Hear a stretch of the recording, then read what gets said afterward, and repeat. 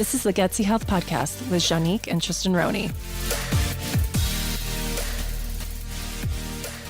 Hey guys, welcome back to the Gutsy Health Podcast. Hi guys. It's just us.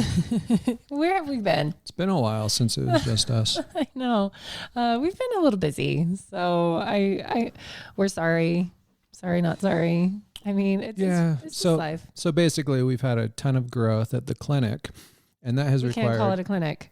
The wellness center. Well, we can call it that actually. We can, but it puts us in a gray spot. Anyway, the place where we see people. Mm-hmm. We've had a lot of new employees coming in, and it's required a lot of our time to do training and just figure out the chaos of it all. It's true. So that's where we're at, but we're back. And today we are talking about mitochondrial function. Yeah, mitochondria, which probably most people remember a little bit about from biology class in high school. Maybe. It's the powerhouse of the cell, right? That's all we know, right? And that's all we know. Mitochondria is super cool though. Don't worry, we're not going to get into the nitty-gritty. The specifics of mitochondrial function are mind-boggling, right? You've got the whole Krebs cycle and redox and all that crazy stuff. We don't necessarily need to go into all of that. Right, exactly. But we do want to talk about why it's important and why, if you don't take care of this, you may not see good results with anything else that you do. Right. If you're trying to heal from something, especially if it's a really, foundational health issue, right, you've got to take care of the mitochondria first. Right. Otherwise, all those other treatments and things you do, they could even make you worse. Well, and a lot of alternative doctors in the alternative cancer circles, they all say that cancer is caused by mitochondrial dysfunction. Even so, they're the powerhouse of the cell, but that means a lot because of that powerhouse. It's like if you chronically run on a low battery, you're going to have a low functioning system. Right. And so how do we recharge that battery? It's not as simple as like oxygen in, oxygen out. Nope. It's not as simple as sugar in, sugar out. You got to make sure that the kitchen is prepped to mix those ingredients together and produce this beautiful cake. Right. And so let's figure out how we fix up that kitchen. How do we make sure that our mitochondria is optimally functioning? What destroys mitochondrial function? What enhances mitochondrial function? And so that we, Tristan and I have even discussed with Provo Health, maybe, we always start with the gut, but maybe we need to start with the mitochondrial function. So we're actually bringing in a new device to measure how people's bodies are functioning. And it's these different systems that we're measuring to show us how well the mitochondria is functioning. And do you want to talk a little bit more about that before we get into what hinders and what helps mitochondria? The measurement? Yes. Yeah. So basically what we're going to start using to measure mitochondrial function, at least, partially measure it, is heart rate variability. Now, heart rate variability is the variation in the speed of your heart rate, if that makes any sense, because while you've probably taken your pulse before and you found that your heart rate was, 75 beats per minute. That's an average. But what's really going on is that your heart will be beating very fast. It could be beating up to like 90 beats per minute for fractions of a second. And it could get as low as like 50 beats per minute, and some people even lower. Right. And it's going through this pattern. So if you were to map it out, it would be making this wave pattern on a graph, right? And that's really important because that, for one, is an indicator of our autonomic nervous system, right? Which is how we respond to stress, right? So if you think of the fight or flight system, you have a tiger show up and you need to run for your life. Yep. That's your autonomic nervous system kicking in, telling you, whoa, we've got to get the heck out of here. Also known as the sympathetic nervous system. That would be the sympathetic nervous system. A lot of people know it as the sympathetic nervous system. That's that part of the autonomic nervous system. There's fight or flight and there's rest and digest. Well, so as soon as that tiger disappears, what's supposed to happen is that you are supposed to no longer be in parasympathetic dominance. You are now meant to be relaxed and calm and able to heal and regenerate again. Right. And that's the parasympathetic nervous system. Right. And this heart rate variability is basically telling us how well your body is able to transition back and forth as needed, right? It's your, we'll call it your flexibility in terms of stress. Right. So good heart rate variability means you can bounce back and forth quickly. Bad heart rate variability means that you are going to have struggles when it comes to that. And that's basically what that is. But we also know that heart rate variability is very closely tied to your mitochondrial function. And how do we know that? Well, because of when you actually look at all the measurements and things. Is it too like scientific? Well, it can get very technical, but one of the measurements of heart rate variability, if we once again do a bunch of really complex math on it, is we can look at the power that you are producing. Right. And if that total power is really low, that's a strong indicator that your mitochondrial function is also not working very well. Yeah. And when we see that, that tells us, oh, we've got a very fundamental issue that we need to address before we can go into any of our fancy other protocols that we do. And heart rate variability is a measure of that power. And heart rate variability helps us to see that power level. Okay. Right. So basically by looking at your heart rate variability, we can get a gauge of how much power your body is able to produce. Yeah. And of course, we're looking specifically at the heart, but the heart is the core of what your body needs to do. Right. If the heart is struggling, everything else is struggling. Everything else. There's a saying, the heart eats first, meaning your body will sacrifice virtually everything else. All your organs.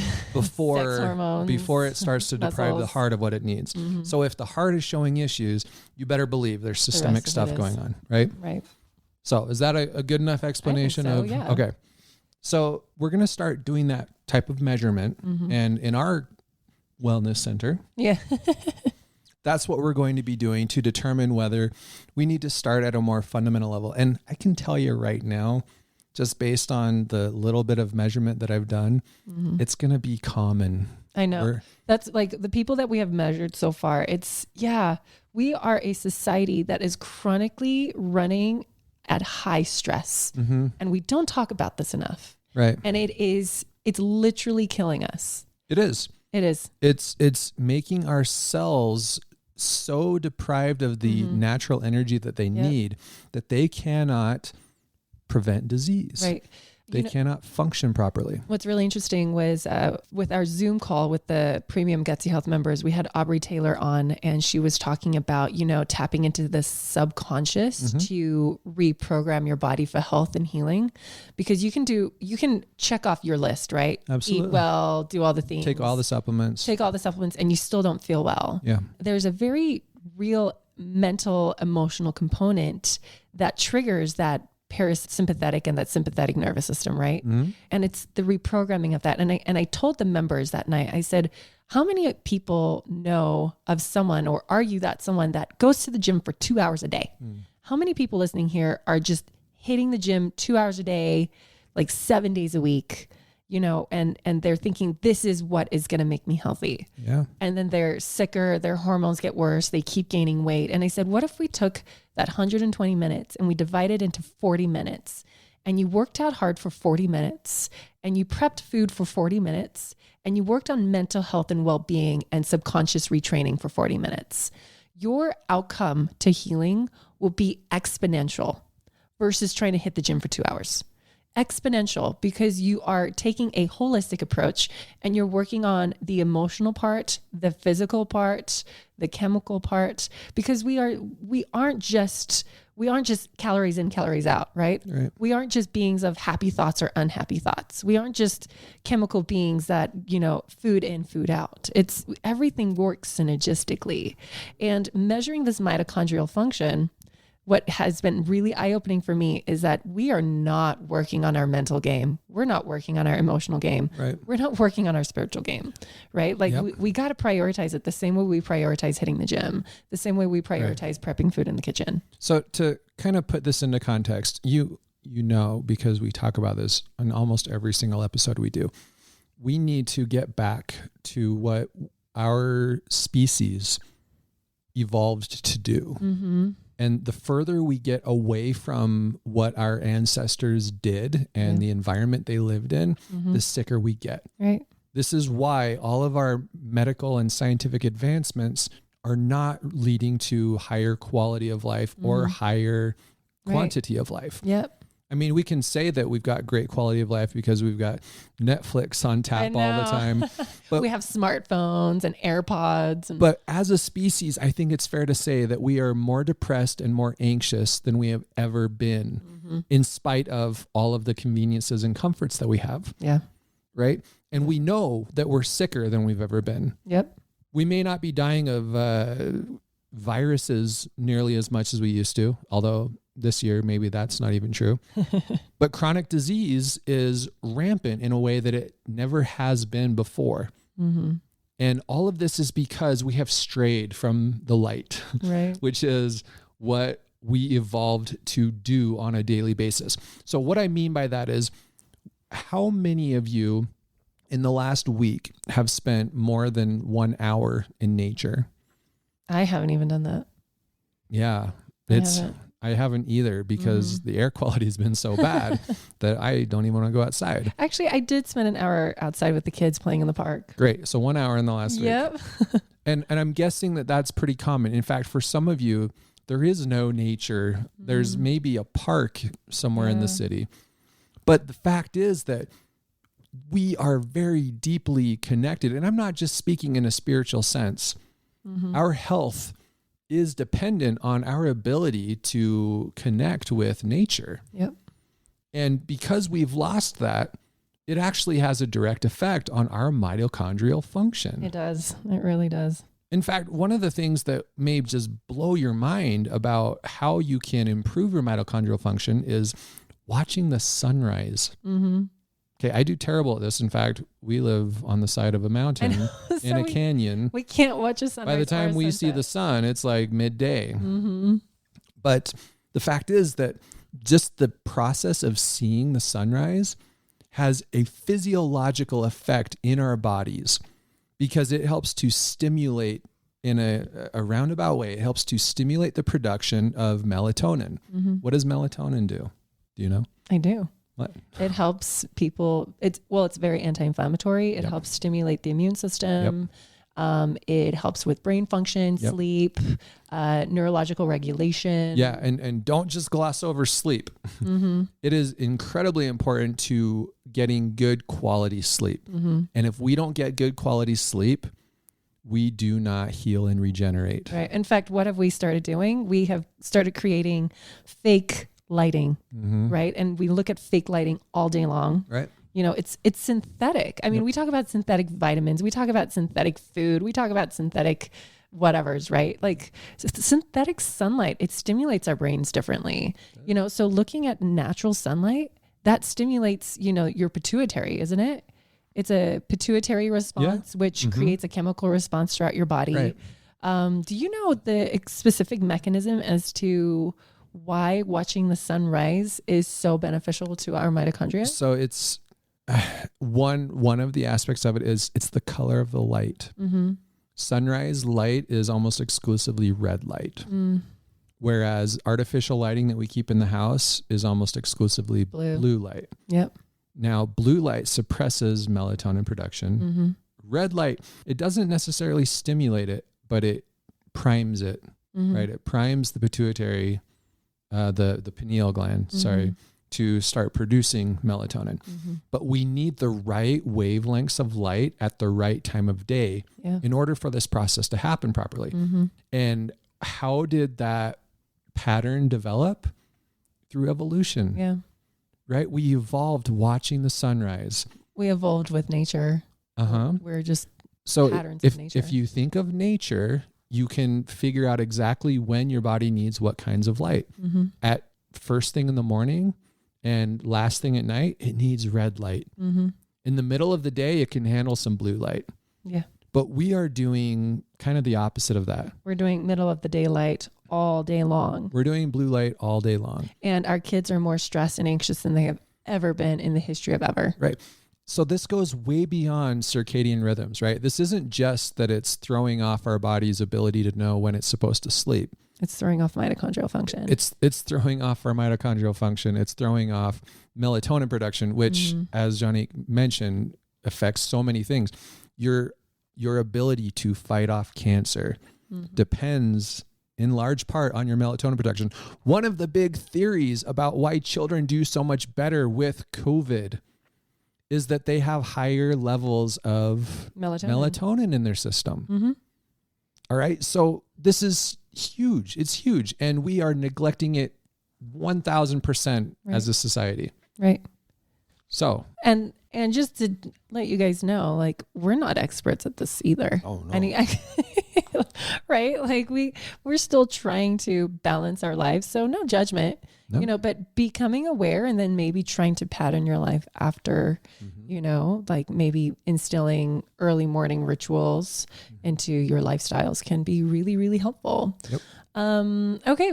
So what are some things now that we've learned about mitochondria and nature and how it's important? Yep. What are some ways that we can help boost mitochondrial function? And what are some ways? Why don't we talk about the ways that we destroy mitochondrial function? Yeah. Should we start there? Because so virtually everything we do, stress, right? Stress 100% burns out mitochondrial function. Our sleep wake patterns are a huge problem. Yep. We're going to bed at like 1 a.m. Depending on your phase of life, you're either waking up at like 6 when your kids get up, or 6 so you can get ready for work, or you're sleeping in until noon if you're in college, right? That's not how the human body was designed to sleep. Right. It was meant to basically go to bed shortly after sunset and wake up somewhere around sunrise. Yep. So that's a big factor. Yep. Right. Stress, huge factor. Ginormous. And not just stress, right? Humanity has always dealt with stress. This has always been a part of the human experience because we live in a hostile world that doesn't seem to want us to be alive. But there's a huge difference between the types of stress that we have now and the types of stress that we historically have had. Yeah. There's a really great book out there. I can't remember the author. It's about zebras, right? But the book is called Why Zebras Don't Get Ulcers. Zebras, if you think about it, they live a very stressful life. They're constantly on the hunt for food, looking for water. Oh, and the water is filled with crocodiles that want to eat them, right? Their lives are dangerous. There's the lions that also want to eat them. But they don't have a lot of the illnesses that we have. And it's not just because they're zebras. It's because of basically they don't have the ability to linger their thoughts on everything that's stressful. So back in the day when we were more like the zebras, we had these very real concrete stressors. It was enemies, it was predators, it was whatever. When we came across them, our autonomic nervous system was really good. Our fight or flight system was really good at kicking in, giving us the jolt of adrenaline and cortisol that we needed to take care of business and stay alive. And then as soon as that stressor passed, we almost immediately could go back to feeling good and calm and happy again. Right? But then something happened. We evolved. We didn't evolve, but we advanced our technology. We got rid of a lot of the immediate dangers. We no longer have to fear saber-toothed tigers, bears, things like that. But we created new kinds of stress for ourselves. And these new kinds of stress we have not evolved to cope with because it's the kind of stress that is very ambiguous. Like, what if I did something my boss doesn't like? Right. What if I fail this test? What if I fail this test? What if my partner never forgives me for blah, blah, blah? And so what happens is we don't go through the normal stress response cycle where we are activated and we get stuff done and then we recover. Right. We get activated about something, by the way, that may not even be real. Like, does this person think that I'm terrible? I have no idea, but I'm going to assume that they do. And our imagination takes over. We stress about it and it doesn't go away. So our stress levels stay high. And we get stuck in this sympathetic state. Right? I mean, how many of you have been told that you are sympathetic dominant? Right. Probably all of you, if you've talked to someone who knows what that is. Right.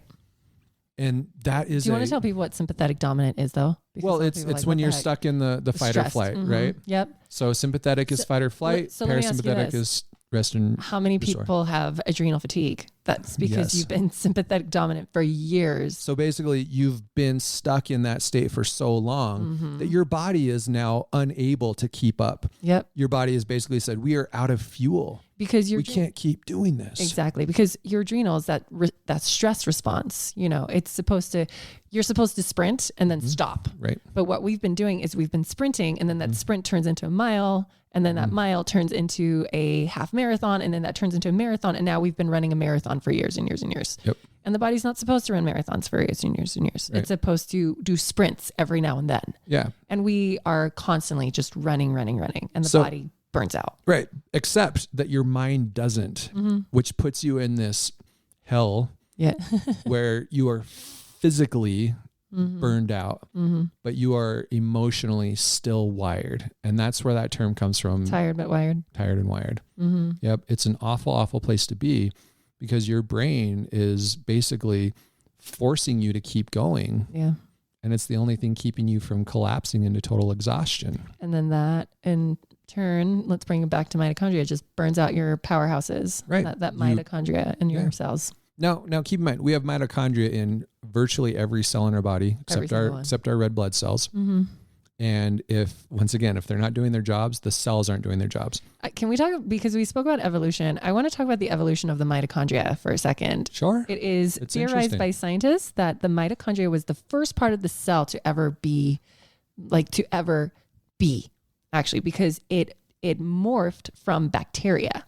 And so bacteria turned into mitochondria, and that was the very first organelle to ever exist in, I don't know, the world, I guess. Yep. And then other things started to morph around it. So think about it, like the mitochondria is like the foundation of the cell. It had to exist first in order for everything else to exist around it. Right. That's why it evolved first. Yep. It had to be the baseline, the foundation, the battery, So again, it makes sense that this is something that we have to protect. Right. Right. And it's intricate in everything.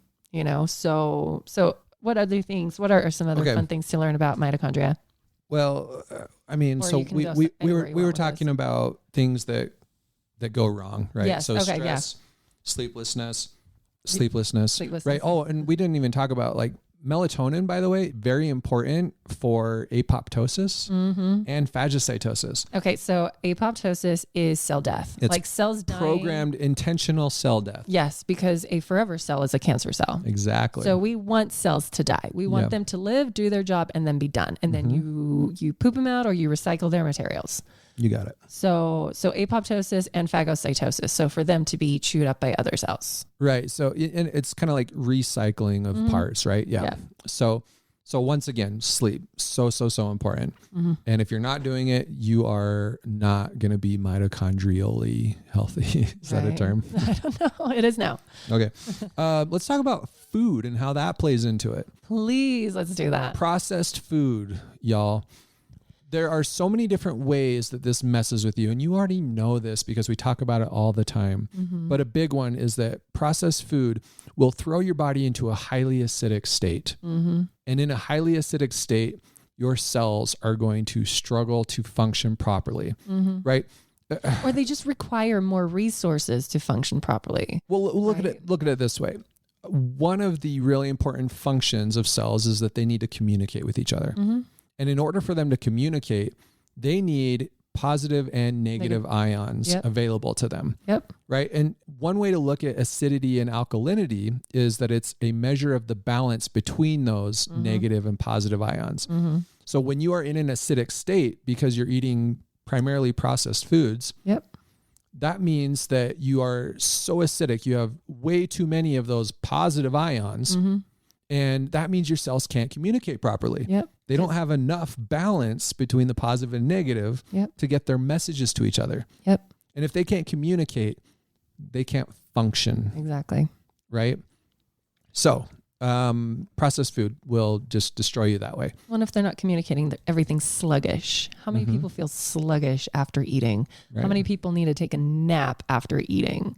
Right? How many people get brain fog after eating? Guess what? That is your body's inability to have the cells communicate, to have, neurological impulses, because a neurological impulse is literally, like you said, that exchange of positive to negative ions in and out of cells, in and out of the nerve cells, right? That's an impulse. Yep. And so when you have thrown off that acidity, that impulse isn't happening, or it's happening at a slower rate. Right. So I love how you explain it like that. That's such a good visual. So keep going. And going right along with that, the transfer of nutrients throughout the body, right? Which is, in a lot of senses, it's the same thing as communication.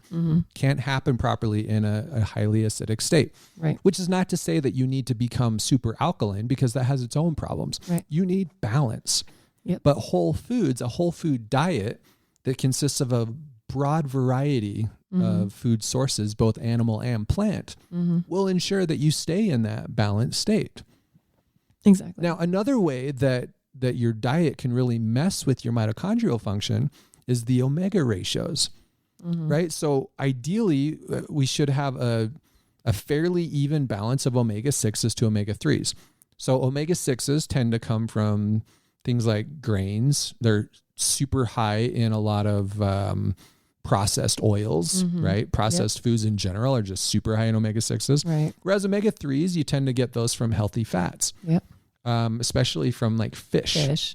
Right? And traditionally, the human diet has contained somewhere between a 1-to-1 ratio and a 3-to-1 ratio of omega-6 to omega-3s. So 3 omega-6s to 1 omega-3. Right. So it's okay if you have more. They don't have to be even, but they need to be pretty close. Yeah. The current American diet, the ratio is something like 20-to-1. Yep. Because once again, of the processed food and all of those refined oils that we're consuming. Right. Not to mention the processed grains and all of that. And so what happens when you have a bad balance of omegas? Inflammation. You get tons and tons of inflammation. What is inflammation? It's basically cells on fire. Yep. Is that a fair way to put it? I think that's a great way to put it. It makes it very difficult for your body to do its job. It makes it very difficult for your mitochondria to produce energy. Right. If there's inflammation all over the place. Exactly. It makes everything hard for your body to do, because now you're utilizing energy, mitochondrial, battery power to put out fires versus to repair your house. Sure. And so we have this mismanagement now, and now we're burning into our energy stores, and we're making less energy because we have all this inflammation. It's this vicious cycle. Exactly. So that's why we need to keep our omegas in a good range. And of course, there are people out there who will say that all the omegas are bad, but that's a whole other episode for another time. I think I've hinted at this like 5 times. One of these days we will actually talk about it. One of these days. But as of right now, our opinion is balance in all things. Yes. Right. And don't you think that's so symbolic of life in general? There's balance in nature. There's balance in the planets. There's balance in, the seasons. Like everything's all about balance. We are literally, okay, this is me going hippie now, but we are an expression of nature, right? And when nature is out of balance, things die. Right. Everything has formed over like millions of years due to this fine line of balance. Yeah. And so we have to just be mindful of that, and we can't derail ourselves from that balance, because that's when we that's like our whole country. Right. We, over the past half a century, we have becoming less and less balanced. Absolutely. And more sick. And you can see that in even the macro events that are going on currently. Right. These pandemics that are running rampant, the massive wildfires. All of this stuff is the result of imbalance. The wildfires are occurring because there hasn't been balance in the past. And now nature is basically forcing that balance. Right. And it's coming at the cost of people's homes, people's lives, the environment. I mean, we live 2 states away from where most of these fires are taking place, and our air quality is terrible. Really bad. And most of the country is in the same situation. Right. So balance is incredibly important. And speaking of balance, we've got to get back to nature. So as we cut ourselves off from nature, we damage our mitochondrial function. Right. There's a concept, I don't know if I want to go into it a whole bunch today, but it's called grounding. Mm-hmm. And it's basically... We should get into that because that's helpful for mitochondrial function. So the really rough basic idea of it is that, once again, we need positive and negative charge. They need to be balanced. And one of the ways that the human body has traditionally accomplished that is through contact with the earth. The earth is like a giant grounding pad for us. It is. And our bare feet on the earth helps us to be grounded, meaning that electrical current can move through us properly, right? To put it simply, right? Yep. What do we do now? We separate ourselves from the ground by several layers. There's concrete, shoes, and on top of that, there's houses, and then carpets, and then shoes, and then socks, and then our feet. Right. And for a lot of us, I would say the vast majority of us, actual contact with the ground occurs a few times a year at most, when we're on vacation. There's a few lucky people out there who maybe live on a beach. Right. And I bet you that your mitochondrial function is a lot better than most of ours. Right? I'm jealous. Goodness. I'm so jealous. It's interesting because, that grounding, it's so powerful. I was, I know we're getting derailed. I'm so sorry. No, this is very relevant to mitochondrial function. It was really interesting because you guys are going to think I'm so weird. I went and I made a drum out of buffalo hide, and and you set these intentions, and the drum making was around the full moon energy. And I asked the instructor, I said, should we all be turning off our cell phones while we're doing this? Because you guys are probably laughing. And I'm like, should we be switching off our cell phones? Because cell phone energy is so intense and moon energy is so subtle. And she said, moon energy is not subtle. Earth energy is not subtle. It literally creates waves in the oceans. It raises soils by 2 inches per year. She says, these energies are not subtle, right? So when we're grounding ourselves to the earth, and we have this magnetic current because the earth is a big fat magnet, right? And so when we are plugging ourselves into this magnet, it is literally changing the electricity in our own bodies, right? And this isn't a subtle energy, right?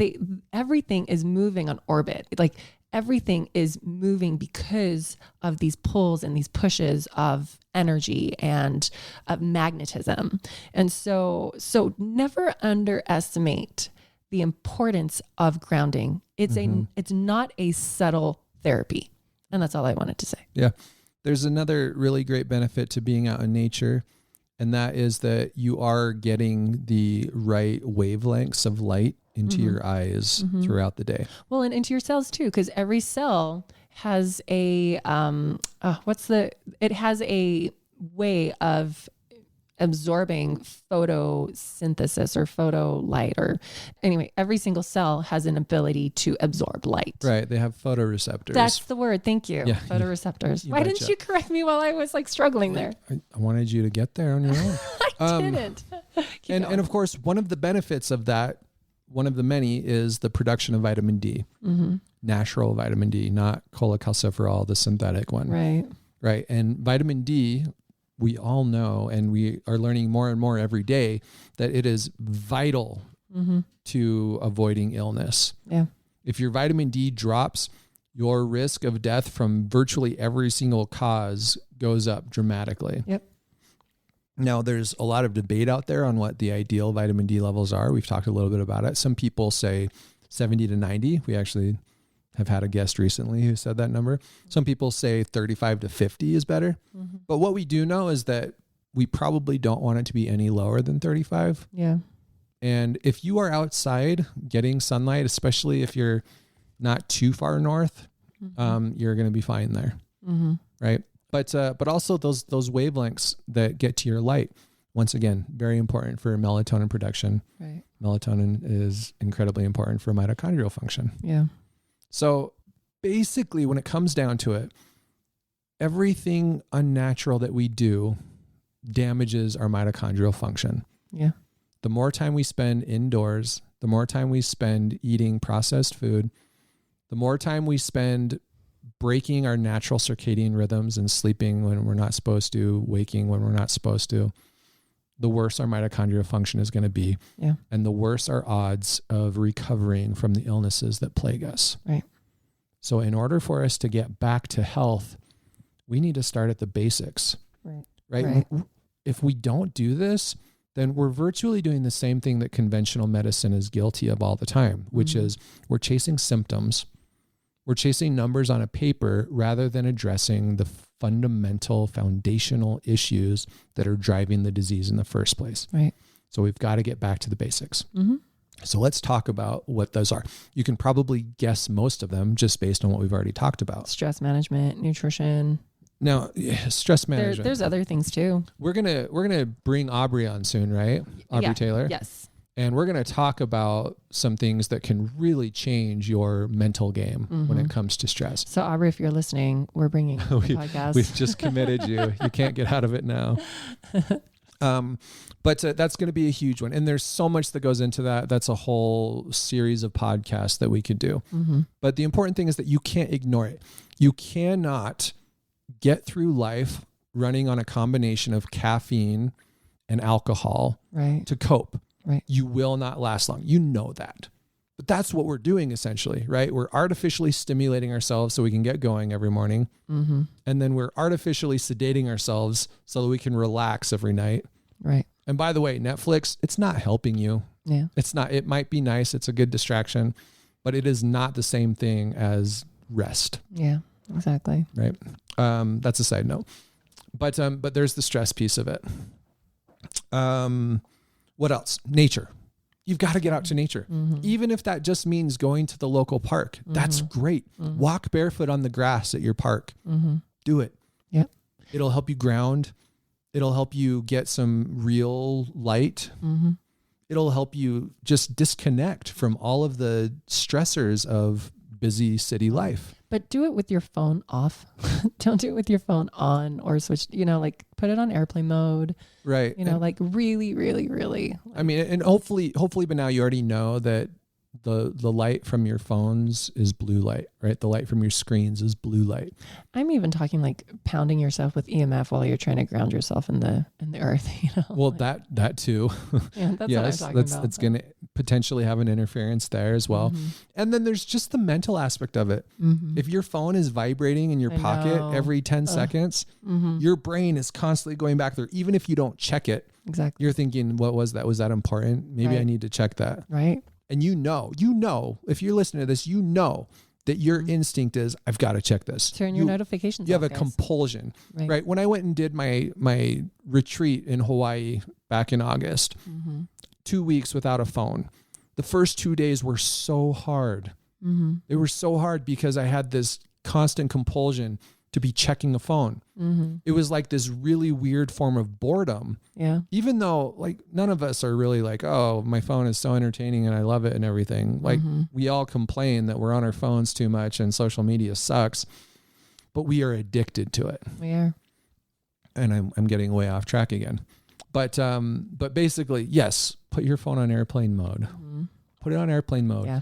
Go to the local park, walk around barefoot. Yeah.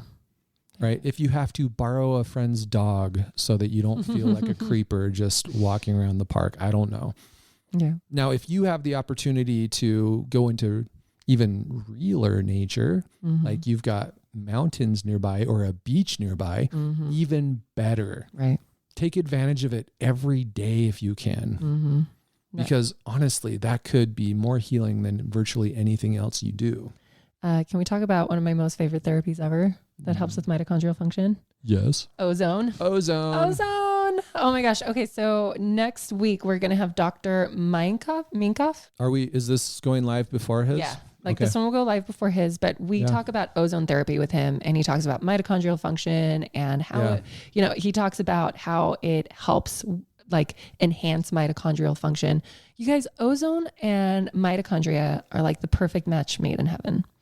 And ozone helps the mitochondria work even better because ozone has a negative charge and it helps within the ATP production that the mitochondria perform. Right. And so it gives over that electron that the mitochondria needs to create ATP. So that is why ozone therapy is so effective. And that's why, a lot of people that come in to do ozone therapy, they're tired, but then they get energy, right? Because it was that charge that the mitochondria needed to create energy. Right. A lot of people that come in wired, and lots of times they're wired because it's like a misfiring almost, like it's a mismanagement of energy.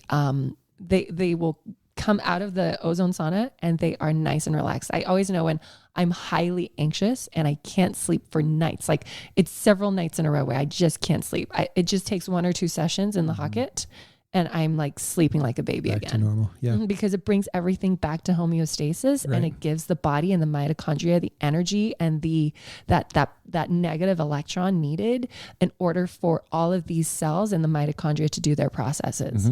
Because remember that mitochondria, that's literally where the Krebs cycle happens. That's literally where ATP is performed. And ATP is the energy currency of the cells, right? Exactly.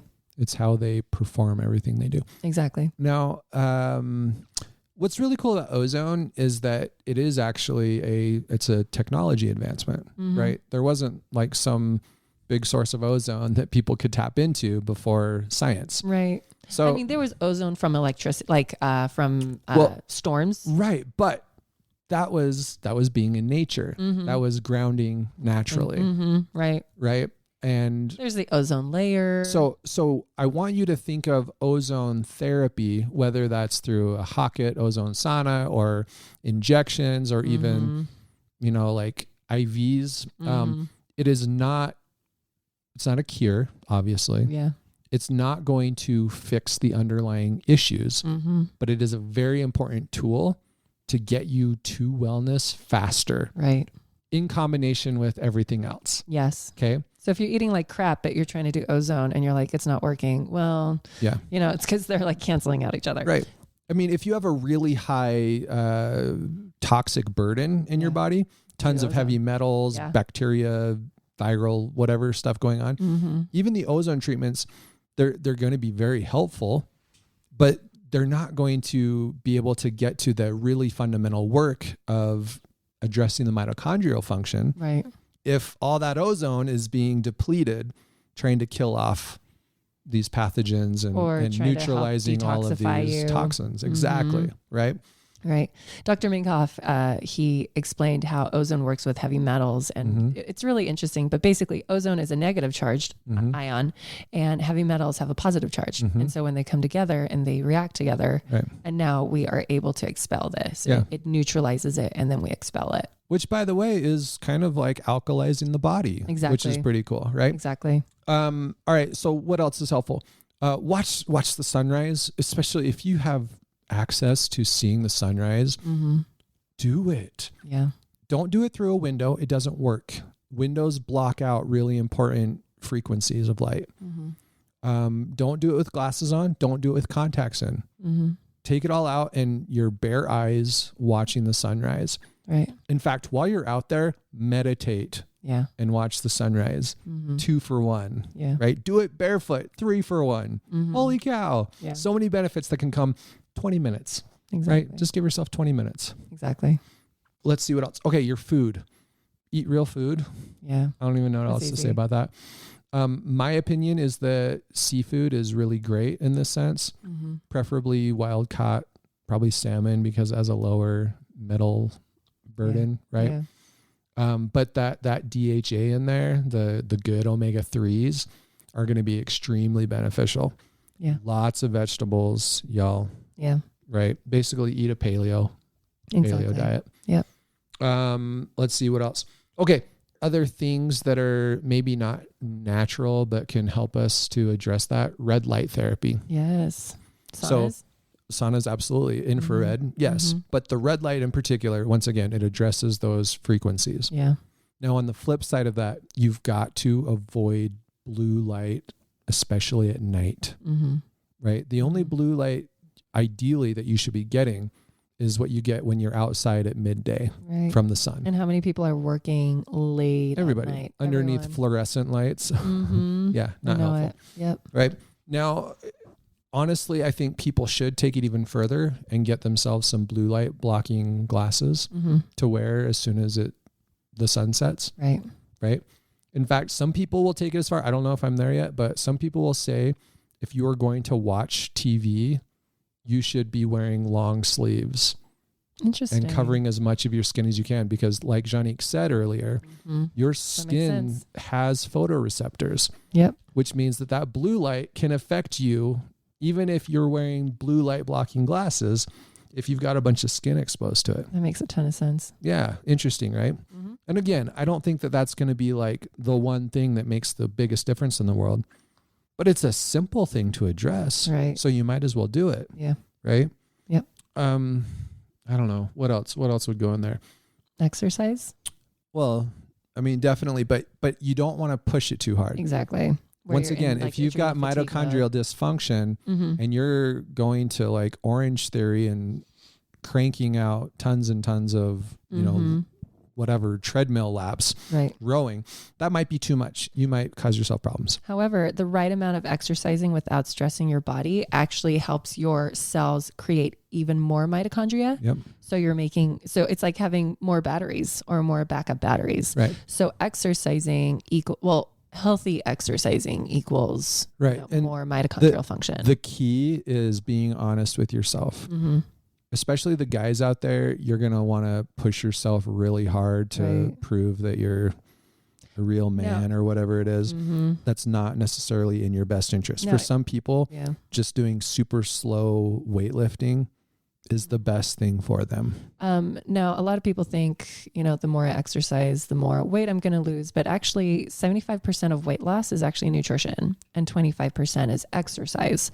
So redistribute your focus, right? Like focus your weight loss on 75% what you do in the kitchen and 25% in the gym. Plus, if your mitochondria aren't working properly, you're not going to lose weight. You're going to be more so, and a good gauge to know, am I working out too hard? Is this not sustainable for my body? If it takes you days and days to recover and you're just sore all the time and you're just exhausted and you have to and here's the thing, this is what drives me nuts. You guys, how many people have to take pre-workout before they work out? Why are we doing this? Why are we trying to force the body to expound on energy that it doesn't have already? Right. I think there might be a place in very specific situations for elite athletes. And that's like most of which 5% you are not. Exactly. I'm sorry. I'm just being honest. Well, no, I mean, most of which you are not. I'm definitely not an elite athlete. And so, but no, that was really funny. But no, you guys, like if you are having to take stimulants to stimulate yourself in the gym, you're doing it wrong, you know? And so if your mitochondria isn't working for you, but against you, you're going to get nowhere. And then you're going to mess up your hormones. And I said this on Instagram and I'm going to say it again. If your hormones are not balanced, like trying to lose weight with imbalanced hormones is like trying to push a boulder uphill and being disappointed that you're not getting momentum. Yeah. And you're like, why isn't this getting easier? Well, because you're pushing it uphill. Actually, it's going to get harder and it's going to get heavier and it's going to get worse. Right. So balance, like make sure everything is in place so that like weight loss shouldn't be hard. And a lot of people are listening to me and they're groaning and they're like, actually, it's really, really hard. No, it's because we have all been doing it wrong. We're all doing it wrong. Right. So 75, go ahead. No, I was just going to say, remember that working out is stress. It might be good stress, but it's still stress. And at some point you reach a burden of stress that is bad for your body, no matter what the source is. So keep that in mind when you're planning your workouts. If your stress level is already up to your neck, maybe it's not the best idea for you to be doing a 10-mile run. Maybe pushing your stress that high will then throw off your hormones. It'll mess with your mitochondrial function, and then you're going to end up working against your goals. You're going to increase your risk of injury, which guarantees you're not going to be doing 10-mile runs in the future. Exactly. But it also make it very difficult for you to reach your weight goals if that's something that you have, right? Okay. Watch the sunset goes right along with the sunrise, right? Mhm. Once again, because that red light. Yep. Yep. Okay. Supplementation. Okay. Do we have time to talk about that? Yeah, we totally do. Awesome. B vitamins?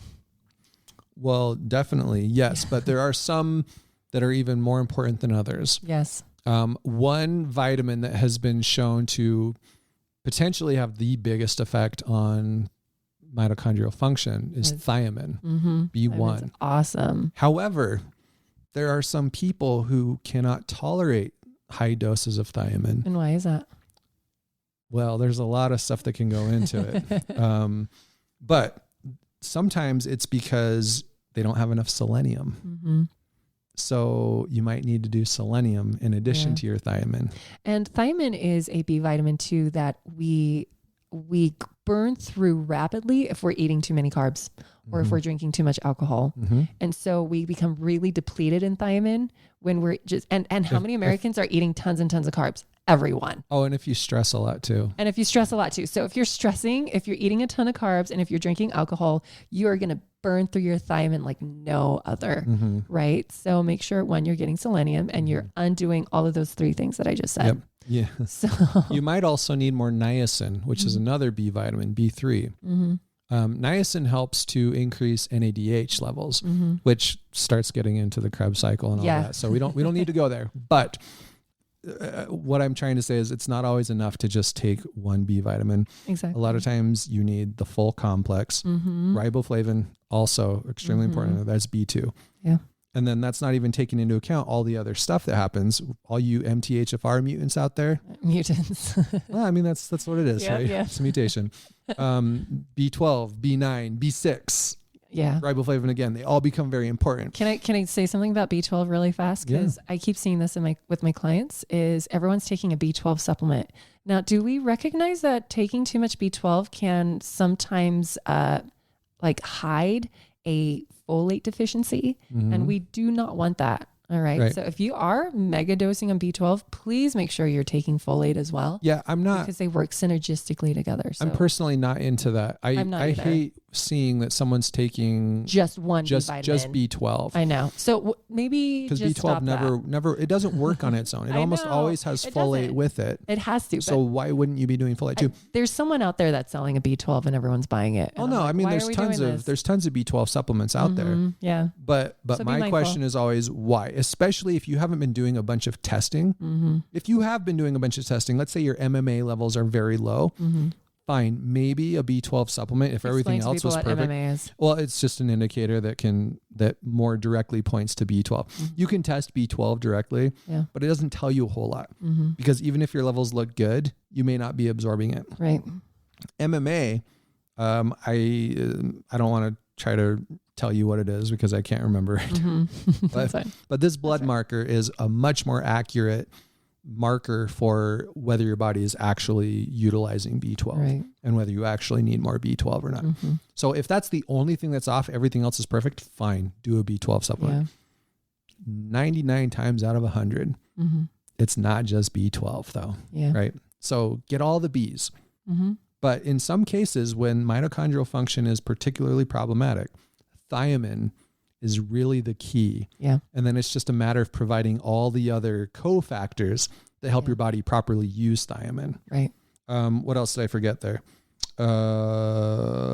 NAC can also be really, really important. It's a precursor to glutathione. Yeah. And glutathione is very important for this whole process. I'll leave it at that. Yep. Because what else? Glutathione, it's an antioxidant, and oxidative stress can harm mitochondria, which is why you mentioned the NAC. Like we want to be really, really mindful of any kind of inflammation, right? Inflammation hurts mitochondria. Yeah, but also because of the glutathione levels, because you've got glutathione reductase and it helps with the whole redox process. Right, which is the body, correct me if I'm wrong, but glutathione helps to neutralize reactive oxygen species, which is that redox. Functionally speaking, yes, that's what's going on. So there. it's just neutralizing the inflammatory dudes that go in and destroy mitochondria. Right. And can also be a really important factor in whether thiamine does its trick in boosting the mitochondrial function. Yes. So we've got all that stuff going on, the methylated B vitamins. Oh, by the way, your thiamine source can also be problematic. Just doing a regular thiamine supplement, especially if it's a thiamine HCl, which is the cheap one that you'll find in almost every B supplement out there, may not be good enough. Yeah. You might need something like one that I really like is lipothiamine because it absorbs a lot better. Yeah. Right. There's other good ones out there too, but you may not just want to go willy-nilly taking it because some people have a thiamine intolerance because they're missing these other cofactors. So that's why there's a whole big list. Maybe in the show notes, we'll put up the full list of things that might need to be included with that thiamine. Now there's a couple other things that I think are really helpful. One of them is Q10, CoQ10. CoQ10. Which is it's an antioxidant. It's found in heart muscle primarily, but it can be extremely important for proper energy production. Which is why we like Organ Complex, because it has heart in it. We are coming out with our own Organ Complex soon, you guys. Well, we're working on it. We're working on it. It's not a done deal yet. And I guess by soon, I mean 3 months.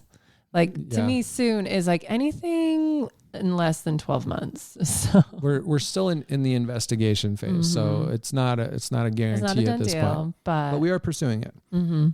Another thing that can be really, really helpful, L-carnosine, which is an amino acid. Yeah. Now, L-carnosine is not an essential amino acid, meaning that we do produce our own, but our levels max out at the age of 16.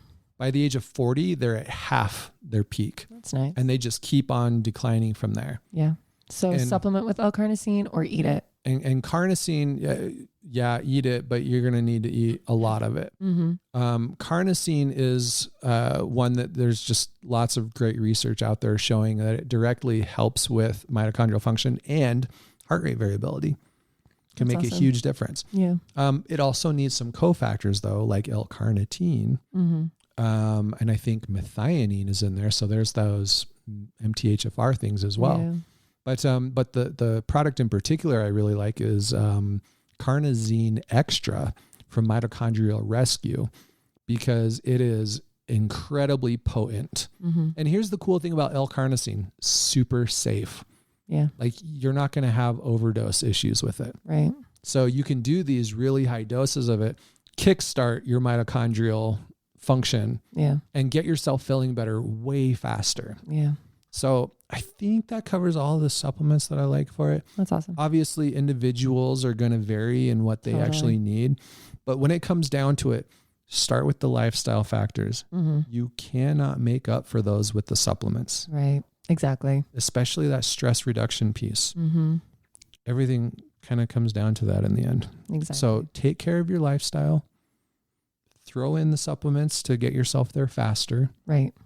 And see yourself start to heal way, way better than you would have before. Yep. If we were to try to go straight to a detox with you before you taking care of this, you probably wouldn't tolerate it real. In fact, one of the reasons we started thinking about this is because our liver reset, which it really does support the detox process. Right. We had a certain percentage of people who just don't tolerate it at all. They weren't doing like 90% of people, they do it and like, holy cow, everything is better. Life is amazing. Closer to like 95% of people were doing really amazing. They just have awesome results. And then you get that 5%. And they tank. Like, this was awful. I felt horrible the whole time and it never got any better. What is wrong? What did I do? They didn't do anything wrong. Right. We skipped a step. Yep. And that was the mitochondrial function. So those are the people that we're going to try to catch in our center sooner so that we don't put them through that. Right. But for you personally, if you don't have the opportunity to get your heart rate variability checked or to somehow figure out your mitochondrial function, you can probably just assume that you need to start there. Right. And begin addressing it, especially if you're not already spending time in nature and grounding and managing your stress and doing all of that. Right. Exactly. So hopefully this was helpful. Yeah. This was really fun. I think that this is kind of the missing link that a lot of people have not quite figured out. They've done everything. They've seen all the experts and they're just not getting results. Yeah.